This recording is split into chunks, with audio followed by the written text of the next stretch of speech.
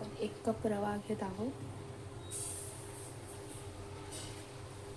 तर जेवढा रवा आहे त्याचं हाफ आपण दही आणि पाणी आणि मीठ ह्यात मिक्स करून 10 ते 15 मिनटं आपण ह्याला चांगलं मिक्स करून ठेवणार आहोत. तर हे बघा, कोथिंबीर, पुदिना, मिरच्या, कढीपत्ता आणि किसलेलं खोबरं आपण चटणी बनवून घेणार आहोत. तर चटणी आपली तयार झालेली आहे. तर त्याच्यावरती आपण फोडणी देणार आहोत. तर तेल तापतंय, त्यात आपण राई आणि जिरं घालणार आहोत.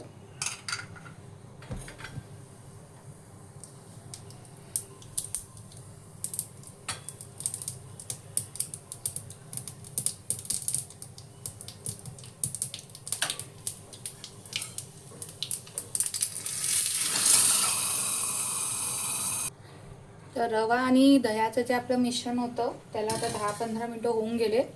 हे बघा किती छानपैकी असे हे आपण ठेवलं होतं साईडला आपण झाकून आणि त्यात चवीनुसार मीठ टाकलं होतं आणि असं व्यवस्थित आता आपण त्याला मिक्स करून घेणार आहोत परत एकदा. यात आपण थोडंसं इनो घालणार आहोत. थोडंसं इनो आणि थोडंसं पाणी टाकून आपण त्याला परत मिक्स करून घेणार आहोत व्यवस्थित असं. आता ह्या भांड्याला मी थोडंसं तेल लावलंय आणि आता त्यात आपण हे मिश्रण टाकणार आहोत थोडं थोडं करून.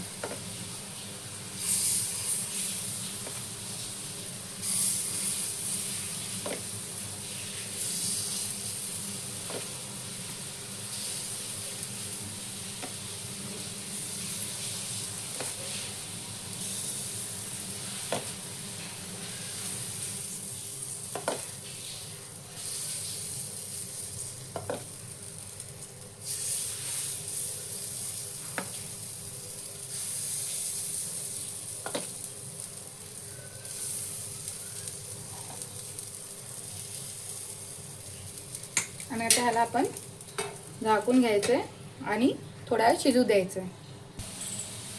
तर आता आपण उघडून बघूया. ओके, बघा किती छान दिसतंय. त्याला आपल्याला उलटवायचं. ठीक आहे. तर अशा पद्धतीने हे बघा मस्त व्यवस्थित शिजलं गेलेलं आहे. त्याला आपण अशा पद्धतीने उलटवायचं.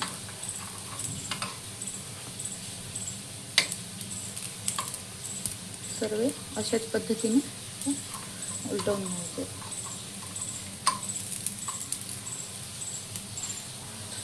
सर्व मी असं उलटवून घेतलं आणि थोडंसं तेल टाकणार आहे. मी नाही टाकलं तरी चालेल, तसं हरकत नाही, शिजतच आलं आपलं. आणि ह्याला हार्डली आता 5-1 मिनटं झाले असतील उलटवायच्या आधी. तर खूप लवकर बनणारा नाश्ता आहे हा. परत झाकून आपण थोडा वेळ ठेवणार आहोत. गरमागरम चहा, त्यासोबत तिखट अशी छान चविष्ट चटणी.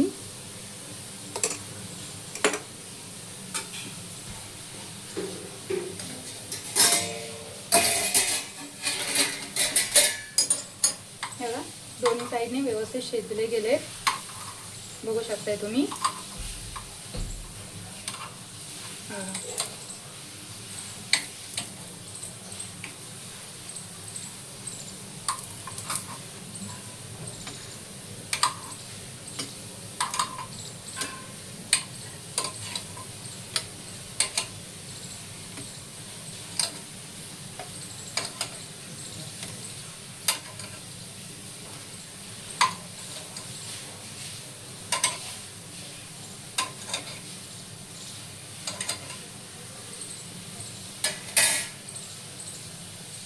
तर हे आपले गरमागरम चविष्ट आणि क्विक ब्रेकफास्ट तयार आहे.